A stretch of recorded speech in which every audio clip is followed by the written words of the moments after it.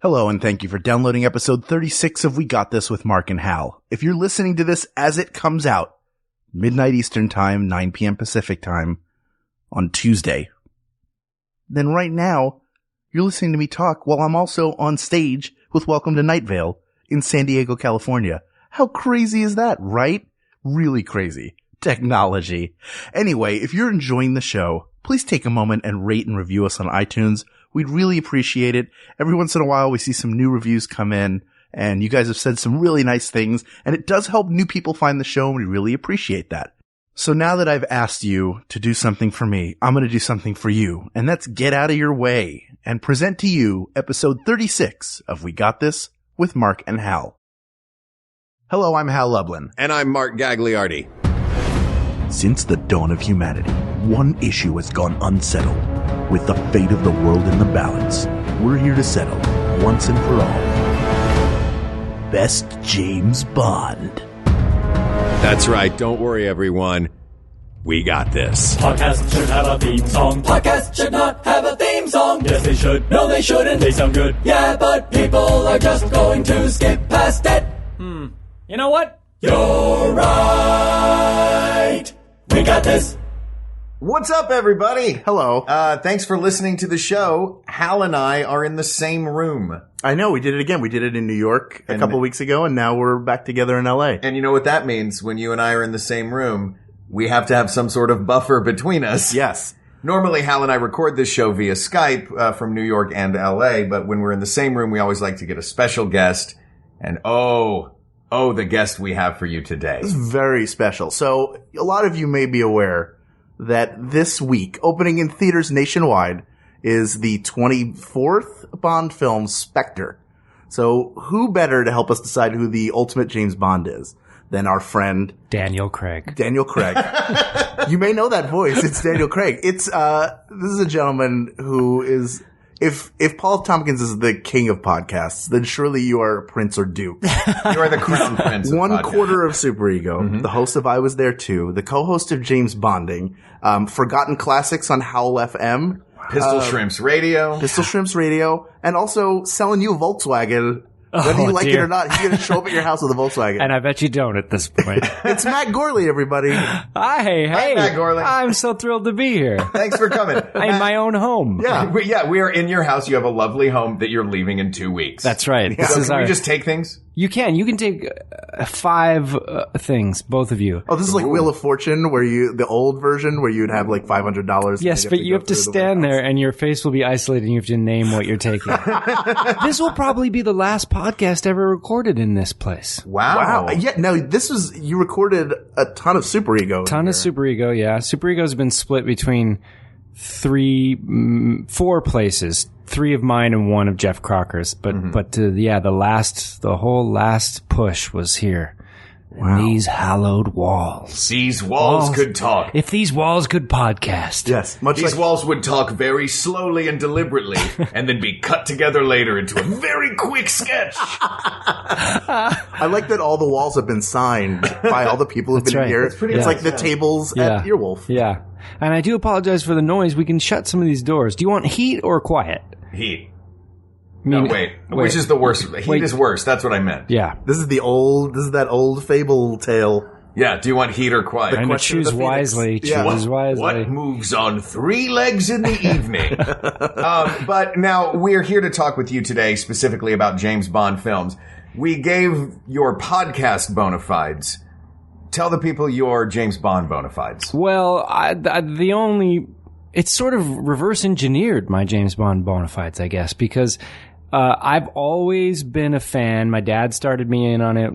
It was a tradition for us to watch it. I really enjoyed it. And then I think, sometime in the early 2000s, I went through a horrible breakup and I went, I'm going to change some things about my life. I'm going to read every Shakespeare play. Well, I got 2 in and went, I'm going to watch every James Bond movie instead. They are more fun. There are guns. Yeah. And so I read all the Fleming books and I got really into it in a fun way. It helped me because it was something that I enjoyed pre-knowing anyone involved with the hard time that I was going through. I find like I'll do that on hard times. I'll go back to Star Wars or James Bond because they exist pre-adult problems, and Right. they're very comforting in a way. And so I started getting into that. And then I think I was writing just Tumblr blog reviews of my ranking of them for no good reason. And then Matt Myra and I ended up on Attack of the Show when Skyfall came out to review that with Matt Myra, who's a Bond and gadget expert. And we hit it off and we started our podcast, James Bonding. And now somehow we've fooled the world into coming to us for authority on Bond. So Spectre's coming out, and I don't know about Matt, but I've already done, consulted on interviews for Esquire, The Telegraph, The Guardian, USA Today, and all these things. And I don't think they know that I'm really not any kind of Bond expert other than just a big fan. And so here I am. So we are I thought we were unique in coming to you to talk about Bond movies. No, you're just getting me admitting the sham of it all. Oh, good. Well, I like to think that we're the Esquire Stringer of podcasts. Yeah. So this is perfect. So we're what Slate is to NPR and The New Yorker. Yeah, but there's a coolness to that, I think. And then I get to see Spectre on Thursday. Oh, you get to go early and see it. Yeah. Oh, man. All because of this bullshit podcast. Not this one, but this isn't a bullshit podcast. Mark the time code for the swear. Fine. I'm sorry. All because of this dumb old podcast I do. Let me ask you this. You mentioned reading the books. Yeah. Did you go, when you had this terrible breakup and wanted to get back into the Bond world, did you go straight to the books or did you go to the movies first? This was the joy of this period, is that I literally took a month off of all work. I just said, I don't care what kind of financial state I'm in. I just needed to have a break. And so I would wake up when I felt like it in the morning, and I lived by the beach, and I would walk to this Irish pub, and I would get a corned beef sandwich and a Guinness and a deep fried Snickers bar with ice cream every day. And I would read my James Bond novel, do a crossword, go home, and then watch a James Bond movie. Wow. Every day for about 30 days. I mean, give or take. There were 21 and you're Bond movies. Talking about this as if this was a point in your life that moved you forward. Where in most people's lives, taking a month of a daily corned beef sandwich, Guinness, and a deep fried Snickers would really be moving backwards. Well, it taught me that, I can't continue this. My cholesterol was through the roof. I was going to the gym. That was the one thing I was doing for myself, was I was exercising. You had to. You're eating a deep fried Snickers for lunch. Yes, I was dying. And I look back at it as one of the most fond memories of my life. As bittersweet as it was at the time, I was very sad, but I look back at it so fondly now, and I highly recommend that exact plan. You have to do those exact things. You go through total breakup. That's Could I do it for Looney Tunes instead of Bond movies? No, you should do it the way you want to do it, really. But I do recommend a month off. Don't Australians kind of do that every year or something? Yeah, they call it the awakening. They all break up with each other. They go on a walkabout. Isn't that when all crimes are legal for a month? Oh, that's the purge. We've got a few things here, I think. So you're I feel like you're more of a Bond expert than any film professor, because you have a personal connection. You've been through all of it. So there's nobody better to pick. So you've covered so many of the films in James Bonding. So rather than do best Bond film, I suggest everybody go listen to James Bonding and work their way through the canon of James Bond. We're here to figure out the best actor. There have been, are there 6? 6 official, and then, then depending on how you break down the original Casino Royale, there's a few different James Bonds in there. And plus there's the 1950s teleplay, American James Bond. Yeah, Barry Nelson. Yeah. But technically the first James Bond. Right. Yeah. Isn't that crazy? So because you read the books at the same time that you were doing the movies, do you have in your mind who James Bond is, and you're trying to figure out which actor fits that the best? Or do you think of each actor as a version of James Bond, and you're trying to figure out the best version of James Bond? That's a really good question, and I don't think I've ever consciously thought of it that way until now. So my first exposure for years was the movies, and then when I started reading the books, I didn't think of any of the actors like you often do when you're aware of the actors that played them. I kind of went by Fleming's description, which is He's not great looking in Fleming's books. He says he wanted him to look like Hoagie Carmichael, just kind of an average, charming We guy. determined on an episode it's not Hoagie, it's Sub Carmichael. Oh, sorry. Yeah, I apologize. Hero Carmichael. And he also has a scar on his face and steel gray blue eyes. And so it was easy to picture this kind of really generic looking James Bond. And so I would go with that. But then there were times when cause I think Daniel Craig is the most like the Fleming. Even though the films have needed to be updated, not just to the time, but also to out of horribly misogynist and racist, tones. Sure. So, Yes. I mean, there are passages in some of the books that are shameful. really shameful. Doesn't he go to New Orleans? In which book is this? Well, yeah, in Live and Let Die, he goes, in the movie, he goes to New Orleans. I can't remember about the book, but in the book, a lot of it takes place in Jamaica, and that is the most racist one, because Fleming didn't have a fondness for anyone that was in any way different from him, including not just race, but sex, he had that British colonial thing that it's tough to take at times. And so I read these books half loving James Bond, half reading them as, oh my God, what a weird, it's sort of an ironic read too, because you're going, how times have changed. It's crazy. He's like one step away. The next Bond book was going to be The Human Toilet. It's just James Bond seriously. this is my Asian maid. Well, I really hate these people. Let me write something terrible for them. But nobody thinks about the point of view of James Bond when they think of James Bond movies. The first thing you think of is all of the accessories laid on top of it, the gadgets and the cars and the women and that sort of flashy lifestyle. I don't know if Tomorrow Never Dies was racist or not, because I was too busy watching James Bond surf. Yeah. I think you mean Die Another Day. Die Another friend. Day. Thank you. That's all right. That's all right. Die Another Day. Well caught. Well, what would I be if I didn't catch that? Right. I'm ashamed of myself.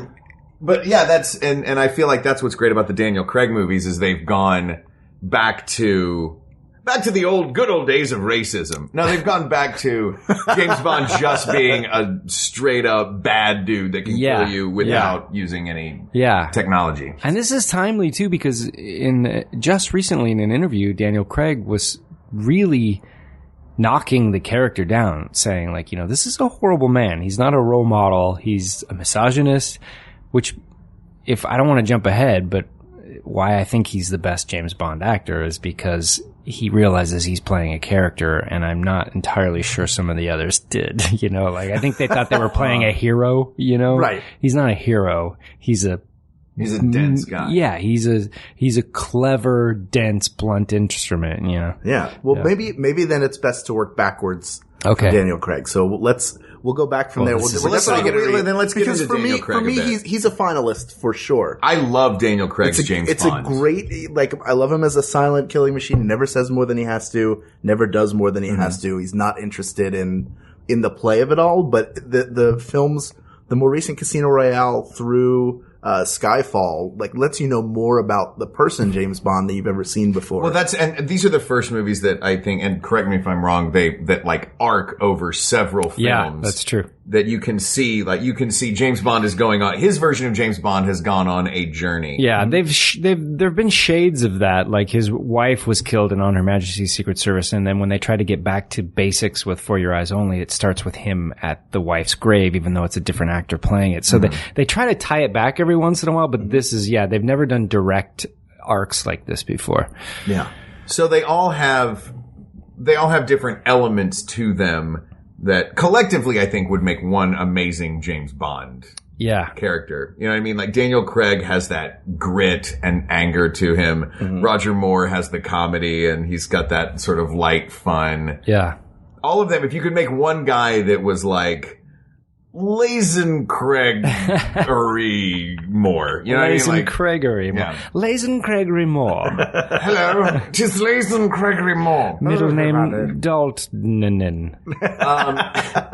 But Daniel Craig, I think he had the best introduction as James Bond as well. Yeah. With because it really was, it felt like a deliberate, we don't have to see this guy full of gadgets. Watch James Bond climb a building like he's a Mario Brothers character, and he can do this all in a Hawaiian shirt without breaking a sweat and without any sort of gadgets or. You're making me want to watch that movie. The opening to Casino Royale. Casino Royale, I think, is my favorite James Bond movie. Are we allowed to say? That's not what we're talking about. We're allowed to say what that's my favorite Bond movie as well, which is blasphemy for a lot of Bond fans. Really? Not that they think it's great, but to say like, oh, Sean Connery is still somehow not the best Bond. It's the thing of like, he is the Bond. Yeah. Casino Royale to me is a perfect movie. It's a perfect film. I love that movie. Fantastic. Mads, what's his name? Mads Mikkelsen. Yeah. Mikkelsen. It's actually currently, at least since it's come out, my favorite movie. Really? I just love it so much, yeah. Fantastic. Better than Second Sight with John Larroquette and Bronson Pinchot? I take that back. I can't believe it slipped your mind. It slips everybody's mind. You know what? He's wearing he is wearing a caftan the whole time. That's right. God, I'm looking at the signed script I have on my table too. I cannot believe I passed that. And Bronson by. Pinchot signed that wall over there. I didn't know he did Super Ego. Yeah. And he's your roommate. Let's bring him in. Hello, Bronson the fat guy. Hello, Appleton. Margot the fat guy. So then we all love Daniel Craig. Yes. If we go back to Pierce Brosnan, is the guy before. Yes. I feel like I really wanted to like Pierce Brosnan as Bond, but he started to, like, he was supposed to do it originally in Remington Steele. His contract with Remington Steele on the kept him last out of it. day, they snagged him back. Yeah. Oh. Yeah. I would have liked to have seen him in the early days as a younger James Bond, but like later on it just... Yeah. He seemed too much like a mannequin to me. I have to say he's my least favorite Bond. I really seem to like him as Dalton? a person. Yeah. Wow. I like him a lot as another actor in other films. Sure, he's great. Thomas Crown Affair, I felt like that was a better Bond than perhaps it was just the films he was in. But yeah, I don't know why. I feel like I can see the wheels turning a little bit too much with Brosnan. Wasn't it Sean Bean that was in GoldenEye? Yeah. 'Cause I remember thinking, watching that movie, watching their scene in the graveyard going, wow, Sean Bean would be a great James Bond. I know. Like you watch that movie and you go, oh, it should have been Bean, should have been Bond. Yeah, I agree. He looks so mean, though. Sean Bean. Like going back to Daniel Craig, like he's kind of stone faced. Yeah. But Sean Bean just looks like he either just got picked on or is about to pick on somebody else all the time. He's at some point in the cycle of violence. Yeah. At all times. And he seems like he nose breathes a lot. Like, that's true. I think he want you to does. listen right now. I don't even think it seems like. I think he does. Yeah. We can when hear you him said that on a lonely night. Yeah. You can hear. All right. So that's Daniel Craig. Tough contender. We got him. We're going into a little bit of Pierce Brosnan. He's the prettiest one, right? Yeah, which is another reason. You can't hold that against him. You can't. I mean, he's a striking-looking man. I would be happy to look like him. Yes, but for a Bond, I think I like something a little bit meatier. And I think he fell victim also to the ramping up. Like he was the last Bond before the reboot. Yeah, that's true. He was. Yeah. By the time he was James Bond, they're like.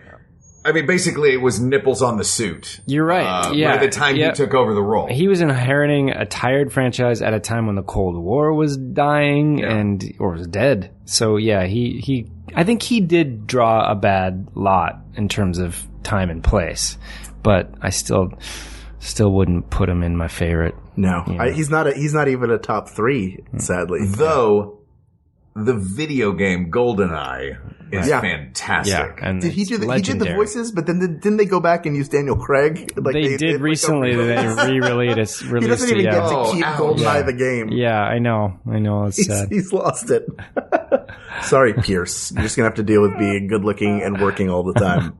Yeah, but poor guy. If I had to hang out with any of these guys, he'd be in the top of my list because he seems nice and genuine, and I would probably have to apologize for some things I've said about him as Bond. But the man himself seems wonderful. By all accounts, a very kind gentleman. My ex-girlfriend taught his daughter. Oh, really? Yeah, oh out my in God. Malibu. And he, all of the stories that she would come home with is just, well, that Pierce Brosnan is so nice. Well, that's nice to hear. He is James Bond and he could kill you with a pen. Yes. But. Yeah, you know what? You could almost say that maybe, people's lesser favorite Bonds are the people I'd most rather hang out with. Mm-hmm. Brosnan, Roger Moore, Dalton. Yeah. Speaking of which. Roger Moore doesn't go into the top 3 for you?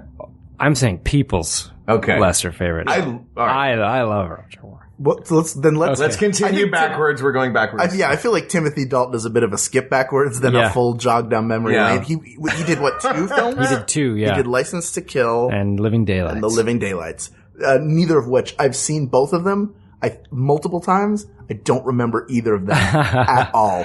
He was like the first time they tried to reboot a harder version, and I think got halfway to what Casino Royale did, but the fact that they only went halfway and still stayed a little campy neutered everything. And so I don't know that's his fault. He was my first Bond. Really? That I saw in a theater. Oh, yeah. Who was your first Bond? Roger Moore or Octopussy. Okay. Yeah. Roger Moore, oh my gosh. Kill? No, Moonraker on a plane. Whoa. Wow. By the way, well, Octopussy, one of the great movie titles in history. Yeah. Just overt. I don't know who my first Bond viewing experience was because it was something probably at home before we even went to the theaters. But my first theater one was Octopussy. My first theater one was View to a Kill. Oh, nice. So that was the end. And I was like, this guy is James Bond. Yeah. Like Roger Moore. He's done the most films out of anybody. 7. So he, like, for a very long time was James Bond, even though he was another guy who came to the role maybe a little bit old or stayed a little bit longer. 45 when he started. He's 3 years older than Sean Connery. Oh, wow. From the beginning. Himself is 3. Oh. Yeah. He will probably go down in history as the person to do the most Bond films because I don't think they'll ever get 7 out of another actor the way movies are made these days, you know? No, I think it'd be impossible. But let's get back to Dalton. You want to go back to Dalton? I would like to continue with Dalton. Please. Because I think Dalton deserves a little credit as an actor. Crushed it in The Rocketeer as the bad guy. Yeah, I'm a Dalton fan. I'm a Dalton fan. Same here. And another thing I read online, I wish I could reference the website. If you're the person that wrote this website and you're listening, I apologize. Said that Dalton was a victim of the early days of HIV. So people I remember this Bond at the could time. not be the Lothario that he had previously been. His Dalton screen. is basically monogamous. Yeah, which is weird for James Bond because you kind of expect James Bond to be like, I'm going to show up, I'm going to shoot some bad guys, I'm going to have sex with one girl, she's going to get killed. Then I'm going to have sex with one other girl for the rest of the movie. That's right. Yeah. Wasn't he submitting his girlfriend to random blood tests just to keep her every 6 months? He had to take her to Out of the Closet Vintage out here in LA for free HIV That's the cold test. open of each film. Was it negative? He just doesn't, for a guy who is a very talented actor, he also was fantastic in Hot Fuzz. Yeah.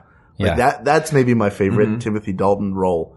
But just as James in that iconic role, with the circumstances around it, it was just too. He was like plain Jane. I can't even imagine him in the role now. He's a dark horse favorite. There are a lot of diehard Bond fans that like The Living Daylights a lot because it feels Fleming, very Fleming. And if you get a chance, watch the documentary Everything or Nothing about James Bond. And when they get to Dalton and they interview him current day, he's a madman, and but in a wonderful way where he's just like, we were doing it, we were out there doing it, and he's got this like long hair. Is this the AMC Bond documentary that came out where they played it on AMC? They may have, they may have. It's usually on and off of Netflix. Big thing is the broccoli fight with Never Say Never Again and all that. Oh yeah, that's in there. Yeah, it's a great documentary. I think that was my introduction to Bond. It was either Never Say Never Again or Octopus. Oh yeah, the same year, but not in movie form. Cable. In Leonard Nimoy's Standby Lights Camera Action. What? Nickelodeon television show that taught kids about how movies were made. Oh my god. So in one episode I watched I believe it was Roger Moore beating people up in Octopussy, and then the pighead guard from Return of the Jedi and how the servos worked on that. Oh my god, that sounds amazing. That was all of that brought to you by Leonard Nimoy? Yeah, all of that brought to you by Mr. Spock. This show was nerd heaven before that place existed. Nerd heaven is a place. That's your film that's coming out soon. That's my film. Hashtag Nerd Heaven is for real. So let's move backwards then to Roger Moore. Yes. Let's dig in. I loved Roger Moore. Yes. I loved him in, was it Cannonball Run? Yeah. Yeah. He's in 1 and 2, I think, right? He's great. And I mean, just as a guy, I feel like he had the most fun of the Yeah, Bonds. I love him too. And it was wise of him to go in the other direction of Connery, because I think he realized he couldn't compete on Connery's turf, so he went campy and fun and suave, and I love the Roger Moore movies. What's your favorite Roger Moore James Bond? It's gonna piss some people off, but View to a Kill.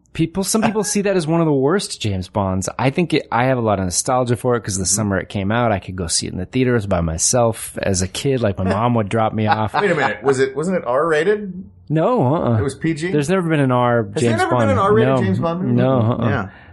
I guess they're so like the violence is just enough and the sort of titillation of the women is just enough, but they never quite go over the edge. Yeah, and I love that movie. It's bonkers, but I love it. Yeah. It's great. Well, Christopher Walken is the bad guy. He's one of the greatest villains in Bond history. Yeah. And Grace Jones. And Oh my goodness! And you get to see Grace Jones. Oh, that's if Grace you're interested Jones in that. Yeah. Crazy level Grace Jones. Yeah. This Yeah. is her swinging the That's right. like javelin Grace Jones. Yes. Yeah, Yeah. And that started my huge crush on Tanya Roberts. Oh, yeah. Yeah, She and was then beautiful. Beastmaster, and And he looked like every time he was with her, it looked like he was picking up his niece at the mall. I like know. that age difference was He's 57 when he huge. made that movie. And she was 29. yes. So there you go. It's not even the biggest age disparity. I think For Your Eyes Only, the girl was maybe 21 or 23. I think they have a 21-year age difference in For Your Eyes Only, something like that. Well, half your age plus 7, right? Isn't that the rule? Yeah,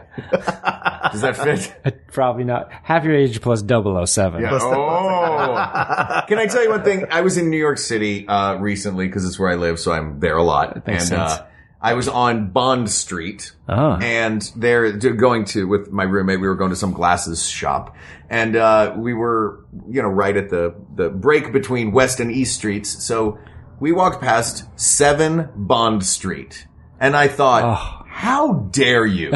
If you are 7 Bond Street, if that is your address, and you don't add those additional 2 zeros, you are missing a golden opportunity. Yeah. What are we even doing here? Yeah. So You're if not you changing work your at address. 007 Bond Street, put those 2 eggs up I there. know, seriously. Right? Yeah.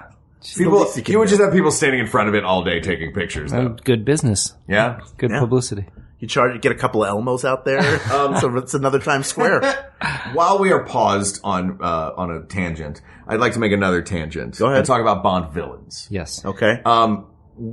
First of all, I thought that Christoph Waltz was playing Blofeld when I first saw the Spectre commercials. Well, I don't think it's known.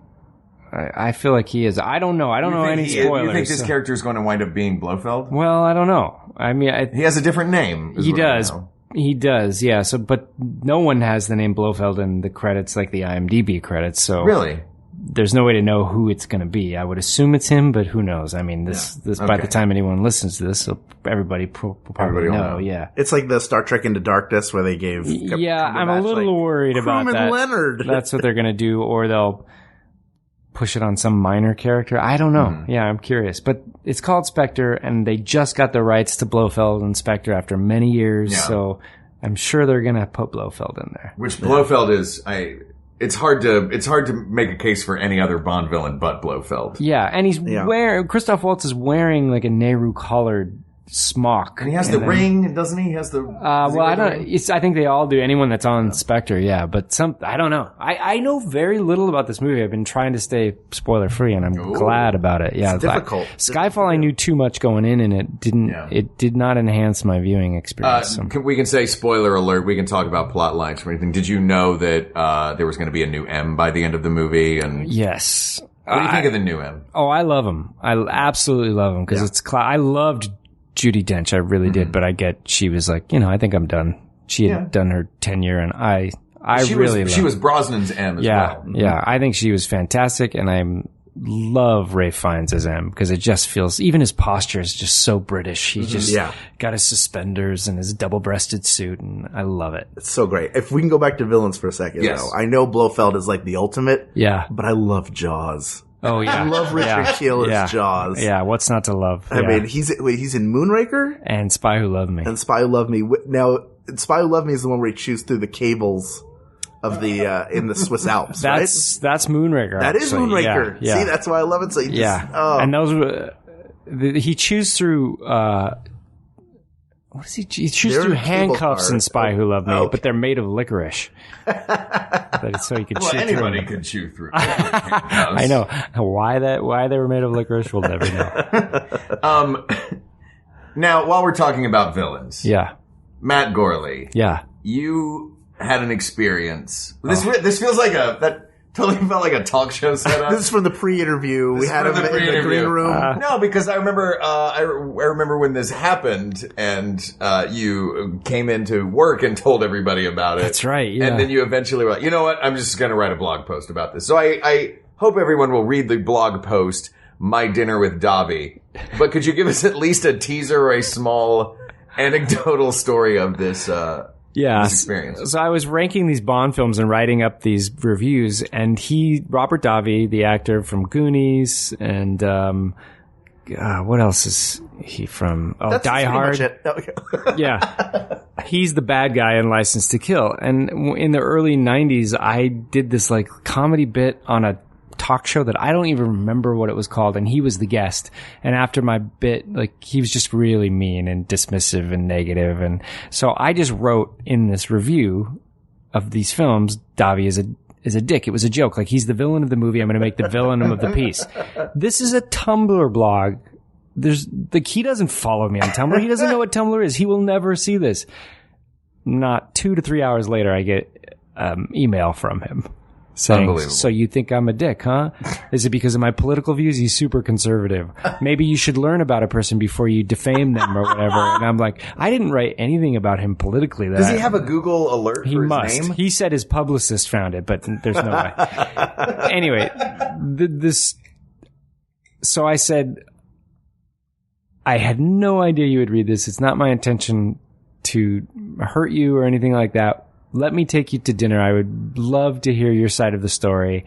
You were a dick to me in all honesty, but let's go. And he accepted. And then I was petrified. And I remember being very nervous. And I said, why don't we go to this place, this Italian joint that was Little Dom's if you live in LA. And it felt very much like meeting Salazzo and The Godfather, where you're gonna like have this showdown.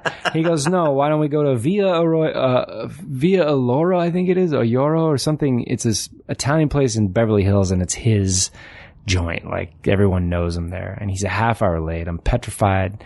He shows up, brings me a CD of Davi Does Sinatra, and he's a loon, but we really hit it off. And we had a 4-hour dinner, and I had every intention of taking him out to dinner. I went to the restaurant. I came back. It had been paid for.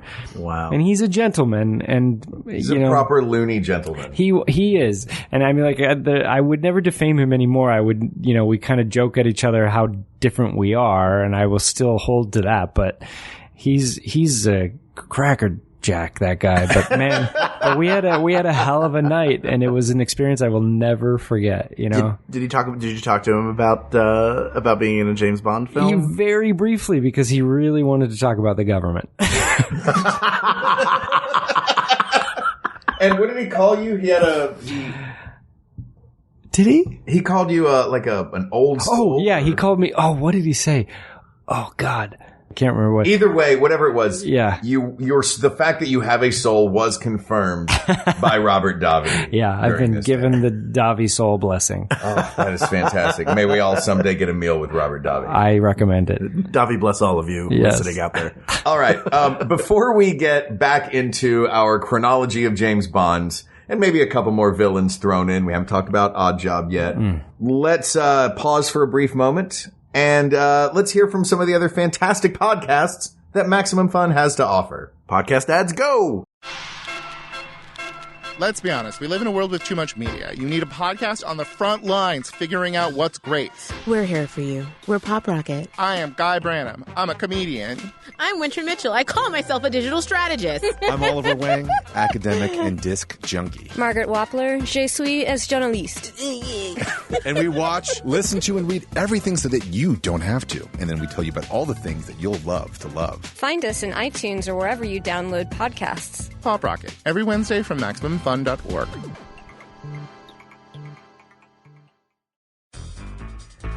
Ty is a pedantic person. I think when he pronounces these words, it's in a very show-offy way. Gyro. Gyro. Sacre bleu. Sacre bleu. Ayers Rock. Uluru. What you are witnessing is real. The participants are not actors. They are actual litigants with real cases. They call in via Skype to Judge John Hodgman's court, the real People's Court.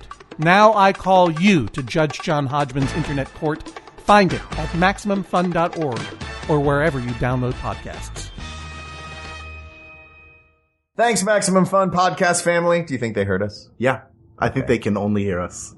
Hey, guess what happened? Directly. Yes, what? Guess what happened in the interim while we were listening to commercials for other great Maximum Fun podcasts? A special fun surprise for all the people who are listening? The Amanda Lund showed up. Yay! Hello! Surprise! Amanda Lund, podcast superstar. Yes. And founder of the Pistol Shrimps, among many, many other things, has just come back from working on a movie to talk to us about James Bond. I flew in special.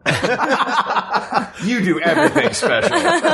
There's a helicopter with a ladder waiting to take you back as soon as you're done. Yeah, it was very Bond. So we were talking, before we went on break, we were talking about our favorite Bond villains. Ooh. Blofeld is up there, obviously. Odd Job. I mentioned him before we went to break. I love Odd Job. Now, you guys separating henchmen and villains? How are you doing this? And bad guys are bad guys, okay, man. fair enough. All right. You are, let's listen. Hey, man. All right, easy 20-sided die. Okay. Let's not get too deep in the rabbit hole. It's a 24-sided die, one for each James Bond film. Oh, look, I rolled a Living Daylights. Oh, that's a goodie. Yeah, are there any others that really, I mean, Christopher Walken, we mentioned, whose name... Max Zorin. Zorin, that's right. I knew it started with a Z. Yeah. And then, I cannot remember his name from Skyfall.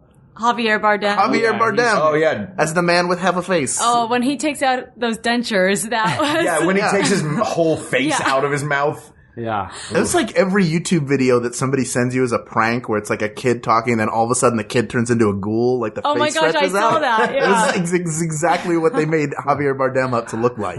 His rap monologue, too, was chilling. Yeah. Do you know they built that set specifically so that he could get that monologue out in one walk down? It's brilliant. Yeah. That's one of my favorite introductions to a villain I've ever seen. For those who don't remember this, it's one long shot of a room.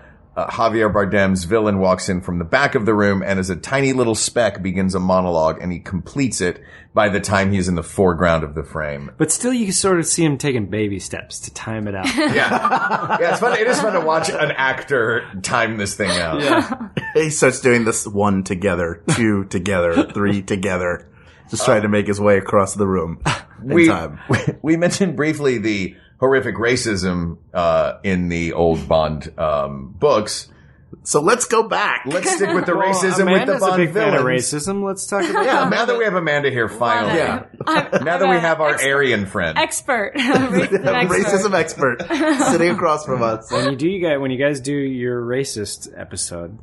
This This one. is your expert. Yeah. Oh, good. Okay. We like to think that all of them are very racist. I keep pitching to Hal, when are we going to do What's the Best Race as an episode? Yeah, and then you almost gave John Hodgman a heart attack. Yeah, I really did. No, I told Hodgman that I just completely joking. He said, what are we going to talk about? I said, we're going to do an episode on Best Race.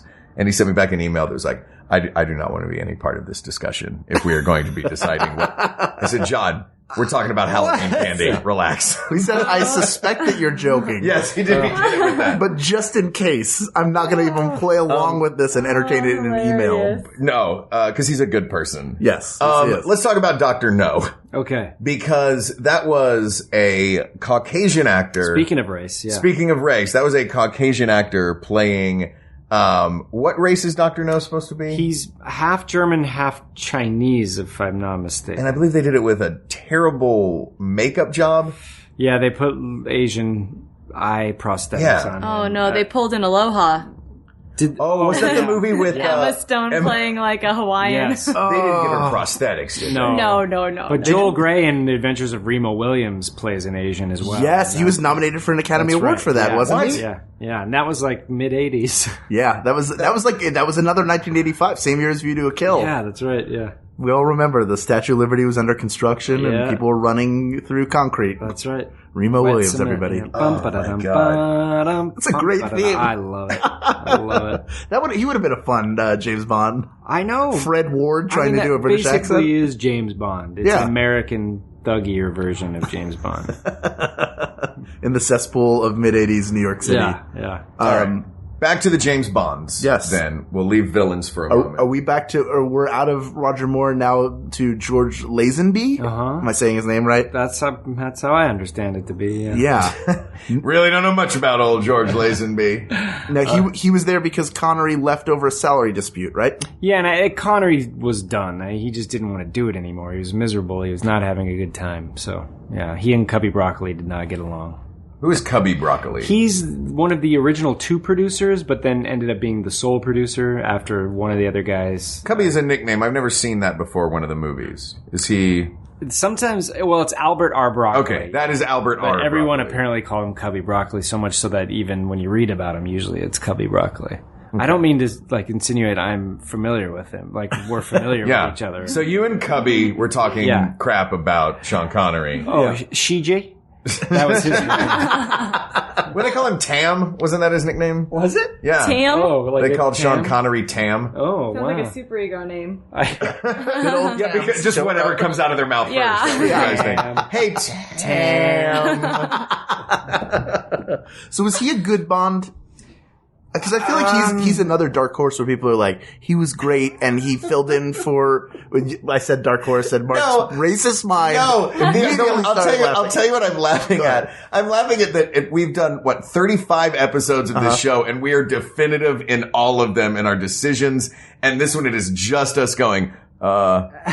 Matt, what's right? I can only give you my opinion. Well, I'm not familiar with him. Well, his movie now is regarded as one of the best, but I don't think he's really regarded as one of the best Bonds. He was just a model. He had not acted, and he himself in every interview will say that he blew it.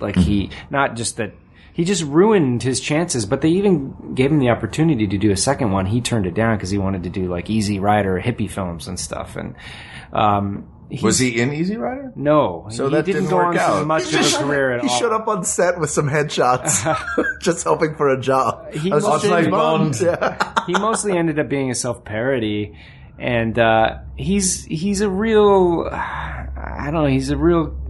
I mean this respectfully. He's just a real douchey guy. Every time he's interviewed, all he talks about is getting laid, even to this day. How does a person... When you say you mean it respectfully, how does a person mean the phrase, he's a douchey guy, respectfully? You got me. All right. So we're done with douchey George Lazenby. He just doesn't want to get into another Davi situation where the man reaches out. My lunch with Lazenby to go with my dinner with Davi. Because that I would truly be afraid. He's a fighter, and he's not someone. Not that you could reason with Davi, but yeah, I would be petrified. But you know what? I'll do it. If you're listening, Lazenby, you're a real prick. All right. Dear Mr. Gourley, meet me outside the Zanku Chicken by the dumpster. Hang on, Bring George your Lazenby. Bring your fist. George Lazenby, do you have a Google alert set for your name? Yes, I do. That's my assistant, Google Alert.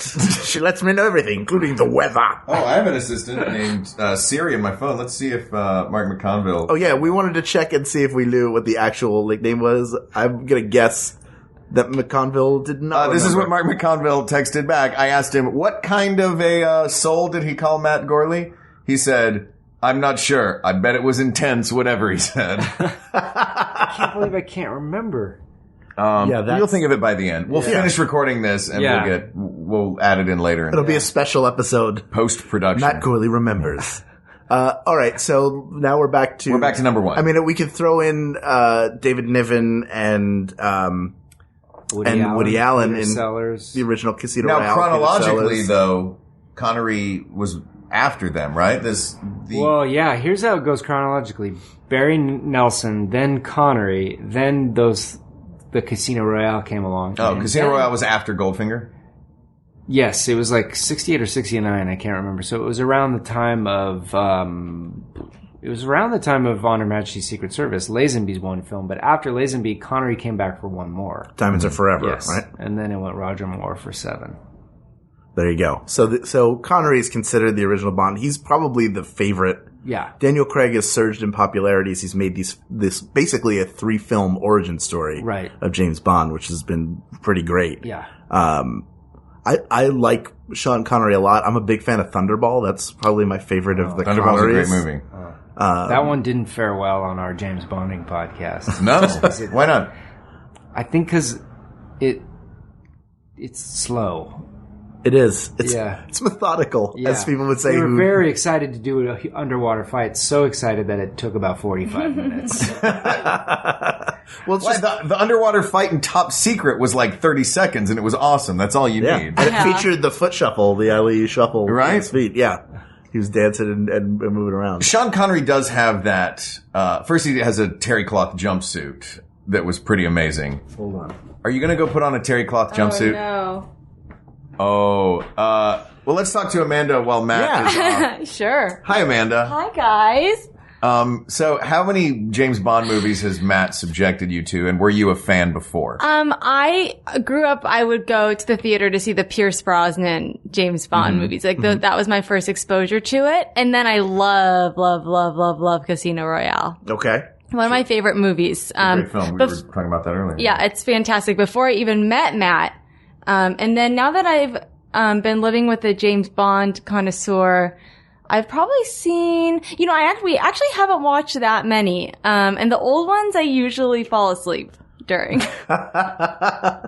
Because your first Bond was the flashiest Bond. Yeah. Tons of explosions. You watched Popcorn Bond. Popcorn Bond. Oh, dear. That was so fast. It's like he had it on under his clothes. Were you wearing that underneath? Listeners, there has been exactly one time in the creation of this podcast that I wished it was a video podcast. And it is this very moment. Yeah.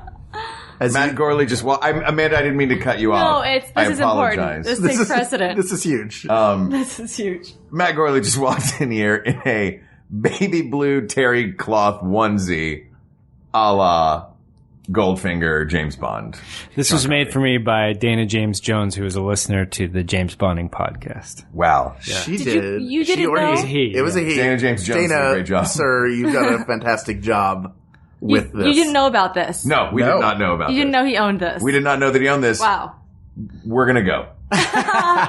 I have one for everyone that comes over. Oh, fantastic. You're like a Ritz-Carlton with the bathrobes? Yeah. I can't wait to try to squeeze into one of those. Hold on, Hal. Let me get you zipped up in there. I'm going to look like one of those balls you put into the dryer to make sure that there are no wrinkles in your shirts. I can't get over this outfit that you're wearing now. This was a Connery worn outfit. I wish it was a... But I mean, this was an outfit that he would have worn.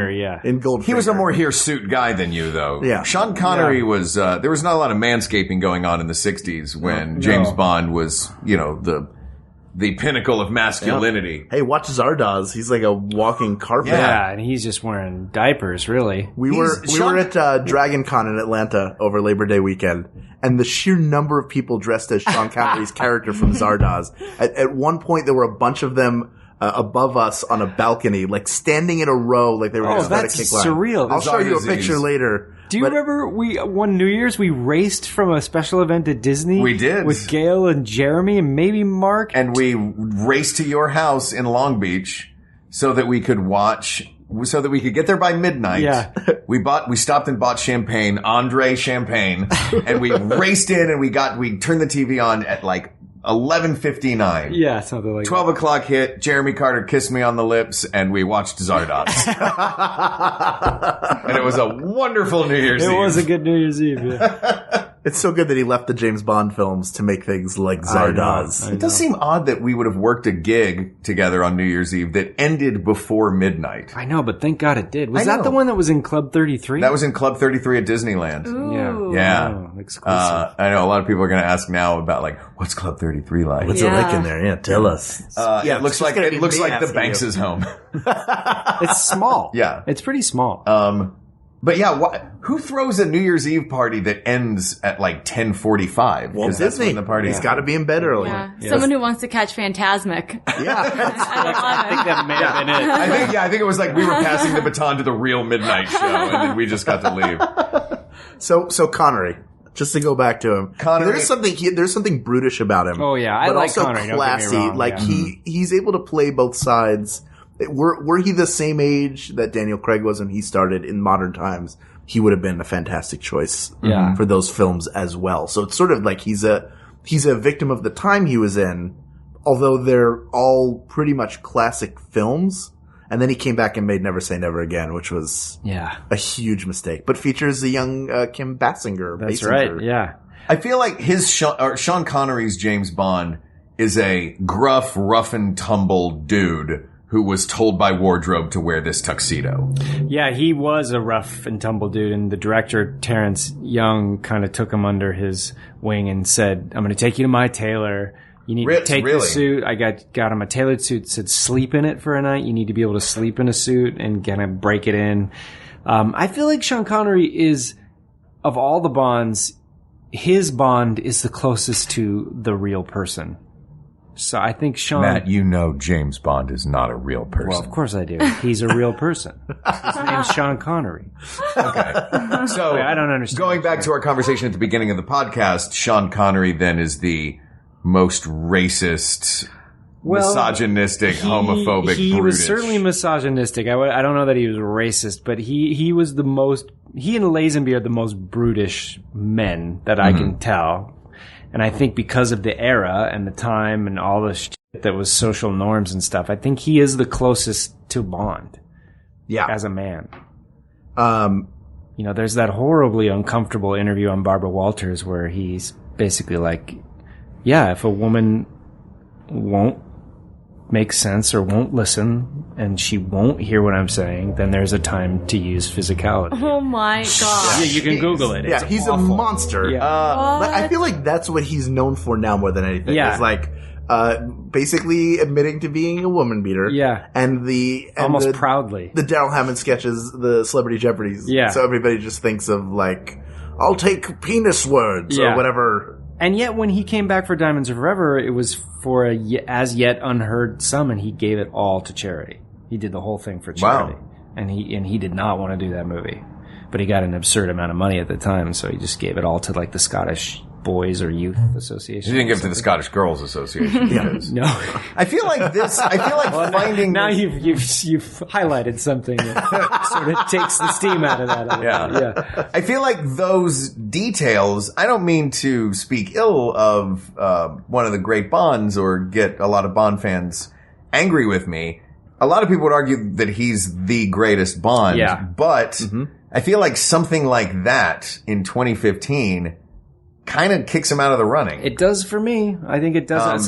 Some people can separate the art and the man. Yeah. I have trouble when you hear something Those like people that. still watch Lethal Weapon 2. You know, oddly, look, I was bar mitzvahed on January 13th, 1990, and any film Braveheart or before, I can watch and not associate that with the Mel Gibson that came afterwards. Because you weren't a Jew yet? Yeah, I just decided, I went back in time and I got bar mitzvah. No, I love those movies, so I'm able to compartmentalize. I do too, and I loved him as an actor, Mel Gibson. Yeah. And he always seemed like a good-humored guy. I know, like, wouldn't he be fun to hang out with? Maybe for you, not for me. Yeah. I feel that way about Ghost Dad. And you always get tired when you watch it. Oh, Bill Cosby. This coffee's making me sleepy. Yeah. All right. So Connery's out. Well, it's Connery or Craig. It's Connery or Craig. I think the people who argue Connery are the same people who saw Star Wars before Empire Strikes Back in the theater. So when you ask them the best Star Wars film, they'll say Star Wars out of instinct because they had that memory of seeing that film for the first time with nothing like it to have come out before. So for James Bond, these books are wildly popular, and then they're finally made into a proper film, and it's Sean Connery. And so in your mind, that's everything James Bond should be and could be. But we don't have those constraints, though. We don't have those constraints. So we're all going to put in. So let's all just go around, say we think the best Bond is. Sounds like for you, Connery's out. So who do you say? Daniel Craig. Matt Gourley. Daniel Craig. Amanda Lund. Pierce Brosnan. Just kidding. Daniel Craig. People of the world who are out there watching James Bond films, you'll soon have 24 of them to peruse. But you only need to focus on 4. And those 4 are the new Casino Royale, Quantum of Solace, Skyfall, and Spectre. I almost forgot it. Don't worry, I remembered People of the Right World. there at the end. Stop getting up in my junk about it. The point is, the man in those 4 films embodies everything that is James Bond. He's the best James Bond. He's Daniel Craig. My James Bond will beat up all your James Bondses and then tear a phone book in half, so deal with that. So this is settled. We have decided definitively who is the best James Bond, and this was provided by whom? This is question. by T. Earl Grey on Twitter. T. Earl Grey. Thank you, and we hope we answered your question sufficiently. There are many other questions out there, so please reach out to us on Twitter at We Got This Tweets. Or on Facebook at facebook.com/We Got This Podcast, on email at WeGotThisPodcast@gmail.com, or you can visit us on Reddit at the Maximum Fun Reddit. We've got a whole thread going there that has turned into a violent battle of the clans. Not the Ku Klux. We Clans are with not a C. racist. Clans with a C. We are not like the many people that have been associated with the James Bond properties over the years. But there are a lot of great suggestions coming in, and we love hearing them. So keep them coming in. Matt Gourley and Amanda Lund, thank you so much for being here. Thank you. I just want to say that Mark McConville texted me saying, "What kind of soul did Robert Davi call you?" Gagliardi just texted me out of nowhere. Please, both of you, give us some plugs. Tell people where they can find you and listen to you and see you. Well, you've already said all my podcasts, I believe, so we can leave that there. I think my friend James Bladen and I just did a new project called Stay Tuned Volume 1. If you go to my Tumblr, Matt Gourley Tumblr, we've written theme songs to 6 classic television shows that did not exist.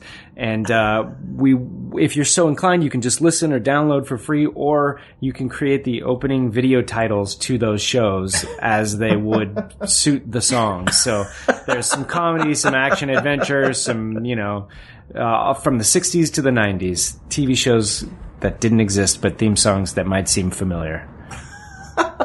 Fantastic. And Amanda, what are you working on now? I didn't come in just to plug something at the very end. You did. You came and you said 5 words and just are here to plug. You're like Bob Hope wandering onto the Tonight Show set. She's got a new podcast called I Got This. I don't know if I earned a plug or not, but I guess I'll say listen to The Complete Woman on Howl. So brilliant. It's so good. I would say do that before any of the other things that came up on my channel. I mean it. Seriously. It's so good. It's worth subscribing to Howl. You got a taste of it tonight. Now, if you want more. And Howl FM is very inexpensive for people who are looking to get in. And you get the full archive of Earwolf and Popwolf, plus a bunch of original material. Original material, comedy albums by comedians you'd definitely know. Wow. WTF archives. What is your code to get a discount? Do you remember? I don't know. It's probably woman. I think Super Ego is a code too, all one word. So whatever you use, you can get that as a code for a discount for a week free or something. Very cool. Fantastic. So, thank you to premium podcasters for joining us regular podcasters on our program. Thanks, of course, to Mike Furman and Jonathan Dinerstein for our song and our score, respectively. Thank you to Ken Plume for mixing and mastering every single episode, and to Uri Kelman for our great logo. Once again, thank you to Matt Gourley and Amanda Lund. And most of all, thank you to you, our listeners. Yes. And thank you for telling your friends. We're getting more people listening every week, and we couldn't be happier.